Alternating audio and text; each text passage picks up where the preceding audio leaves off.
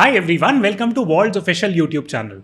So in today's video, I'm going to explain it in a very easy to understand language what a metaverse is, what is the landscape or ecosystem of metaverses that currently exist, what is the utility of metaverse, and what does the future and investment options in metaverse look like. So let us get the discussion started, and the first key point that we need to understand is that what exactly is a metaverse.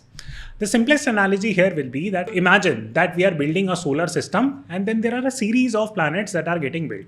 Some are social planets, some are office related planets, some are creator economy driven planets, and some are gaming metaverses planet. So this is the simplest analogy that I can give you, that the word metaverse encapsulates a new solar system that is being designed, and each of the planets will have its own functionalities. So with that analogy in mind, let us try to understand the current ecosystem of the solar system. So the current landscape of metaverses can be categorized into four specific buckets.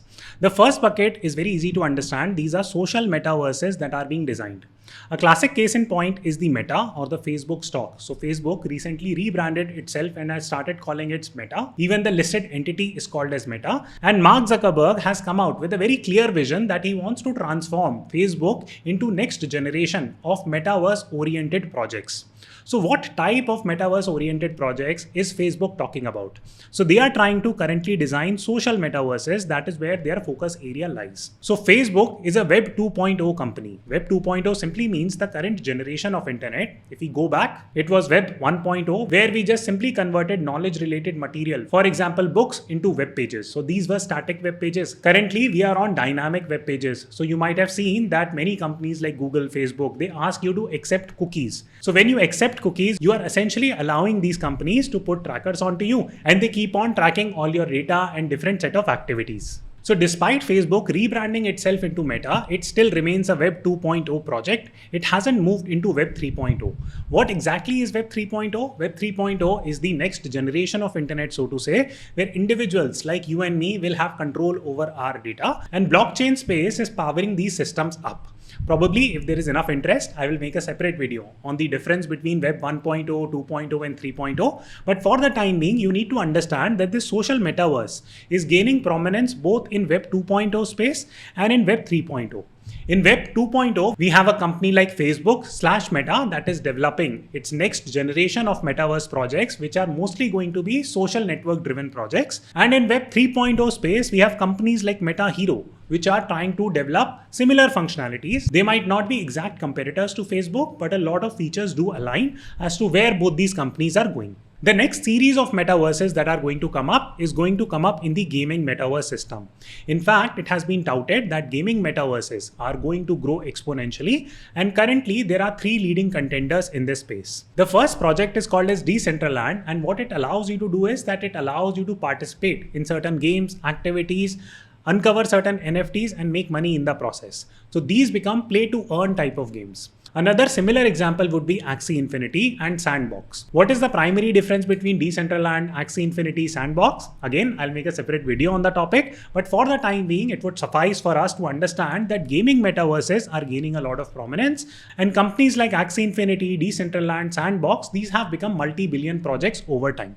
What is the primary utility of these projects? The primary utility being that when you go in the Web 2.0 space, and if you take a look at the current ecosystem of games, these exist within a specific boundary. For example, if you play God of Wars, what would happen is that if you're buying a machete with your real money, which is US dollar or INR, you get enclosed in that system. You cannot come out of God of War system and convert that virtual asset into real money back again. But with games like Axie Infinity, Decentraland, Sandbox, what you can do is that you can purchase your virtual asset, see them go up in price, and then you can convert them back into real cash in the real world, so to say. That is proving to be an exciting feature about these gaming metaverses. The third type of metaverse that is getting built, it is being built by companies like Microsoft and Apple, and they are building office-based metaverse.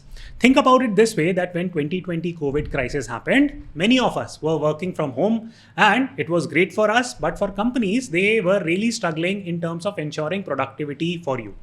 Why was that the case? Simply put, because When we are working individually from our homes, we do not get that same immersion or that feeling when we are working from office.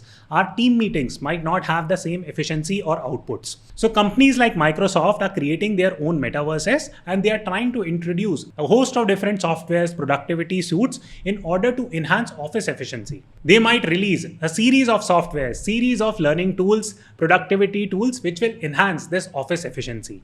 So these office metaverses are currently being fought by companies like Google also, Microsoft also, Apple also to a certain extent, and there is a lot of fight that is going on in this current space. The final type of metaverse that is getting built is utility-driven metaverses. For example, there are companies like Snapchat, which are not currently building their own metaverses per se, but they are importing certain features from metaverses into their current products. For example, take a look at this snippet. It categorically shows that Snapchat has recently introduced a filter which shows you that what your avatar is going to look in the metaverse space. So this is an exciting feature for a lot of people. They want to discover what they might look like in the metaverse space. So they go and start using products more. On top of that, companies like Nvidia, and there are a series of software companies that are launching these different utility-based tools to help current set of companies leverage some of the metaverse tools and processes into their current product features. So now the natural question would be that, okay, great, so many metaverses are getting created, but what is the exact utility? Can you help me put my finger on that utility aspect? Of course, so there are three major utilities that I can speak of. There are many more, but let me encapsulate three most prominent ones. So one is that metaverses are very interactive in nature. For example, consider the case of work from home and office meetings. When you're in office meeting, you get to see your colleague, you get to interact, your team engages more in whatever you are speaking, vis-a-vis when you are sitting in your home, working alone, doing Zoom calls with your team, the productivity might not be that high. So on the spectrum of office versus work from home, metaverse or an office-based metaverse, which Microsoft is trying to build, might sit somewhere here, depending on how many productivity suites and improvements they can introduce. The basic hypothesis here is by introducing more product features, making the entire ecosystem more engaging and interactive, people will have more fun working in their metaverse vis-a-vis just working from home per se. The same argument can be made in the social metaverse that, for example, when you currently use Facebook, great, you're able to see where your friend has gone, look at their photographs, but you can't really engage per se. But in case of social metaverses, for example, the one that Facebook is trying to build, you can go on social excursion trips. You can go on shopping spree with your friends in a collaborative environment. Looking at this opportunity, a lot of companies have started launching their own labels, stores across different metaverses, and they are also buying metaverse real estate, which I will cover shortly. The second key utility of metaverses is that it allows you to make money. That is a simple viewpoint. There are multiple opportunities to make this money. So let me explain a few key points here. First and foremost, you can buy assets in the metaverse and flip it. That way you will make money. Similarly, there are play to earn games. For example, a lot of people in Philippines in 2020 COVID lockdown, they started playing a game called as Axie Infinity, and that game gained a lot of prominence. Now, why did that happen? Because there were rewards associated with playing that game. If people played that game really well, they were making real money, and that supplanted their side incomes. In some cases, people left their jobs to play Axie Infinity full time. Now, third and final utility of metaverse is that this is where the growth or the value migration is happening. Take a look at this particular graphic. You can clearly see that Mr. Jamie Dimon was a critic of metaverses, but over time his company, which is JP Morgan Chase, became the first bank to open a lounge in the metaverse. In fact, as per this article, JP Morgan has predicted that metaverse will become a $1 trillion per year opportunity going forward in the future, which is a very big deal, and even JP Morgan Chase is running after real estate in the metaverse domain. Now comes the fourth and final point, that what does the future of metaverse look like? Why is it likely to grow? And what are some of the investment opportunities that retail investors like you and me can explore? So take a look at a couple of graphics. This is graphic number 1, which is a Gartner report. It expects that by 2026, 25% of people will spend at least 1 hour a day in the metaverse for work, shopping, education, social media, and or entertainment. Now, this is a big deal because if we are spending our time on certain activities, those activities will be monetized one way or the other by big companies, and that is where the money-making opportunities lie. Second key point, take a look at this graphic. This comes from ARC's Big Idea report, and you can see a clear trend between people spending their time online versus offline. For example, in 2020, people were spending only 30% of their time online. By 2030, this number is going to get doubled. People are going to spend 60% of their time online vis-a-vis offline, which categorically points out to a trend that the migration of value is happening from offline to online, and a lot of that space will be captured by metaverses.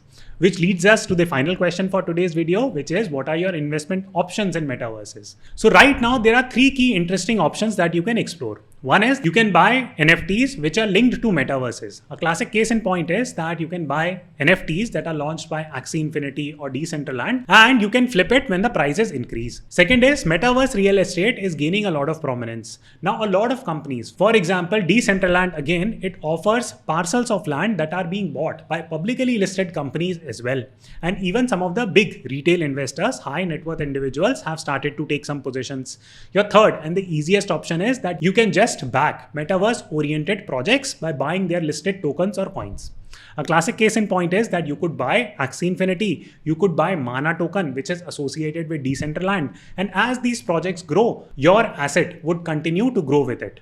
An exciting part here would be that you can go and explore Vauld, and you can do fixed deposits on the tokens that you're buying for the metaverses. That indirectly gives you some passive income as well. I hope you enjoyed this video. Please press the like button and subscribe to this channel. I will see you the next time.